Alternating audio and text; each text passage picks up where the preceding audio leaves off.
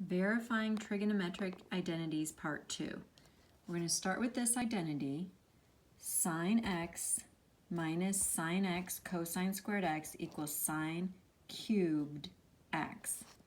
Make sure you start with the left side of the equation first and rewrite it. So I'm just going to rewrite this. Then I notice that I have sine x in both of these, so I'm going to factor by pulling out the sine of x. This particular factoring is the reverse of the distributive property. So in other words, if I did the distributive property here, I would get the same thing here. So I reversed it by pulling it out.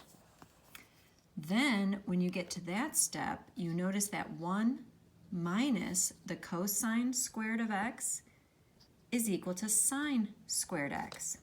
That comes from our identities, the Pythagorean identities, that the sine squared of x is equal to 1 minus the cosine squared x. So I replace that with this, and then sine x times sine squared x is going to be sine cubed x. And then you're finished once you get the right side.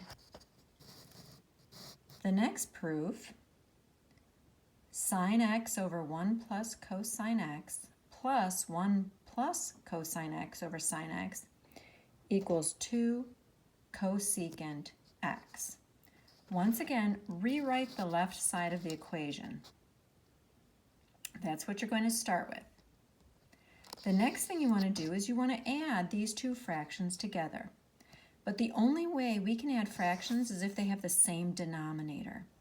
So what I'm going to have to do is this first fraction, I'm going to need to multiply the top and bottom by the sine of x.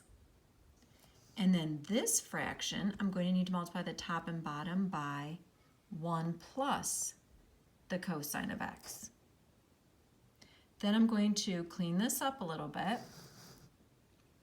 and sine x times sine x is sine squared x. When I multiply this out using the FOIL method, first term would be 1, the outer terms would be cosine x, the inner terms would be cosine x, that's 2 cosine x. The last term is cosine squared x. So the entire numerator gets added together all over the denominator. Now we can simplify the numerator a little bit